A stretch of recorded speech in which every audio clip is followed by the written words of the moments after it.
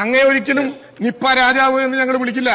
Nipah റാണി എന്ന് നേരത്തെ ഒരാൾ വിളിച്ചത് കൊണ്ട് അങ്ങ് പ്രവർത്തനങ്ങൾക്ക് നേതൃത്വം നൽകിയാൽ നിപ്പ രാജാവെന്നോ എറണംകെട്ട മന്ത്രിയെന്നോ ഞങ്ങൾ വിളിക്കില്ല സാർ. കാരണം ഇത് രാഷ്ട്രീയമല്ല. യഥാർത്ഥത്തിൽ കേരളത്തിലെ ആരോഗ്യ മേഖലയിൽ അപകടകരമായ ഒരു പ്രവണതയ്ക്ക് നാം കണ്ടുവരുന്നുണ്ട്. അതിനെ നേരിടാനുള്ള മാർഗം എന്താണെന്ന് സാർ, പ്രധാനമായിട്ടും നമുക്ക് എല്ലാവർക്കും അറിയാവുന്നതുപോലെ കേരളത്തിന്റെ ജനസാന്ദ്രതയും പശ്ചിമഘട്ടം ഉൾപ്പെടെ പെടുന്ന സ്ഥലത്തെ കാലാവസ്ഥയുടെ വ്യതിയാനവും കൊണ്ട് ഇപ്പോൾ വന്നിട്ടുള്ള രോഗങ്ങളെല്ലാം ഫംഗസ്, വൈറസ്, ബാക്ടീരിയ തുടങ്ങിയവയുടെ പ്രവർത്തന ഫലമാണ് എന്നുള്ളത് കൊണ്ട് നേരത്തെ ബഹുമാനപ്പെട്ട മന്ത്രി പറഞ്ഞതുപോലെ അതിനെ എങ്ങനെ തടയാമെന്നുള്ള കാര്യത്തിലല്ലേ സാർ നമ്മൾ ഗൗരവമായി ഒരു പരിശോധന നടത്തേണ്ടത്. ആ പരിശോധനയുമായി ബന്ധപ്പെട്ട് പ്രതിരോധ പ്രവർത്തനങ്ങൾ സമ്പൂർണ്ണമായി കേരളത്തിൽ പരാജയപ്പെട്ടു എന്നുള്ളതാണ് സാർ യാഥാർത്ഥ്യം.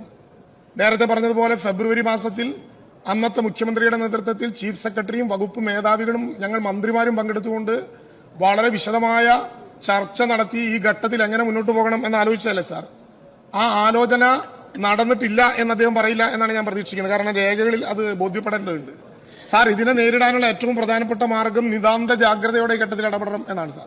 സാർ അങ്ങ് മനസ്സിലാക്കേണ്ടത് അങ്ങ് സംരക്ഷണം തരേണ്ടവരാണ് ഞങ്ങൾ എന്നുള്ളത് കൊണ്ട് കേരളത്തിലെ ജില്ലകളിൽ നടത്തുന്ന മഴക്കാല പൂർവ്വ രോഗങ്ങളെ നേരിടാനുള്ള അടിയന്തരമായ മന്ത്രിമാരുടെ നേതൃത്വത്തിൽ നടന്ന യോഗത്തിൽ സാർ ഇത്തവണ MLA-മാരെ വിളിച്ചില്ലേ സാർ? എന്തുകൊണ്ടാണ് അങ്ങനെ വിളിക്കാത്ത നടപടിയെടുക്കുന്നത്?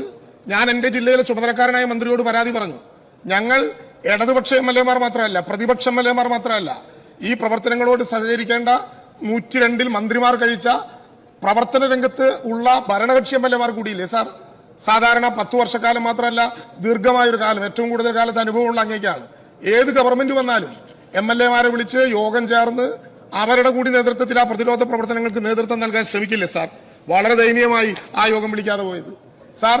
കേരളം ലോകത്തിന്റെ മുമ്പിൽ അവതരിപ്പിക്കുന്ന ഏറ്റവും പ്രധാനപ്പെട്ട മോഡലുകളിലൊന്നല്ലേ സാർ കേരളത്തിന്റെ ആരോഗ്യ മേഖല?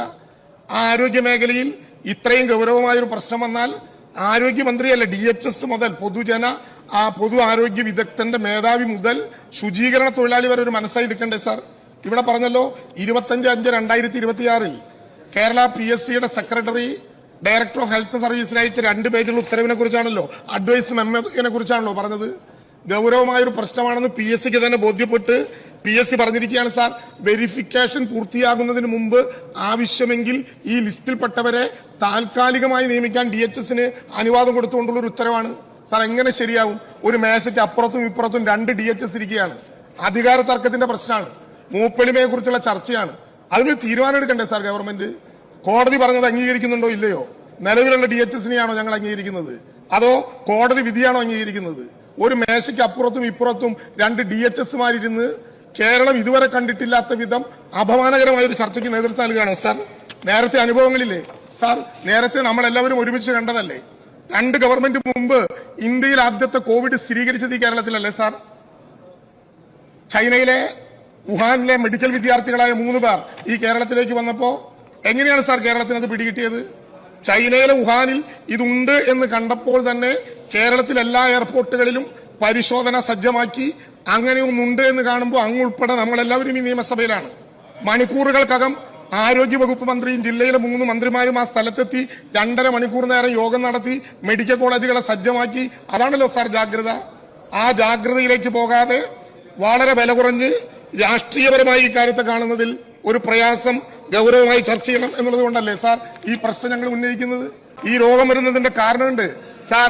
പണ്ട് കോവിഡ് വന്ന കാലത്ത് ഒരു കേന്ദ്രമന്ത്രി കിണ്ണത്തിൽ കൊട്ടിയാൽ കോവിഡ് പോകും എന്ന് പറഞ്ഞതുപോലെ മേശപ്പുറത്ത് കൊട്ടിയാൽ പോകാവുന്ന രോഗങ്ങളല്ല കേരളത്തിന്റെ മുമ്പിലുള്ളത് എന്നുള്ളത് കൊണ്ട് ഇത് ഗൗരവമായി ചർച്ച ചെയ്യണം സാർ. മിനിറ്റിന്റെ കണക്ക് വെച്ച് നോക്കിയിട്ട് കാര്യമില്ല, എല്ലാ ജില്ലകളെയും ബാധിക്കുന്ന പ്രശ്നമാണ്.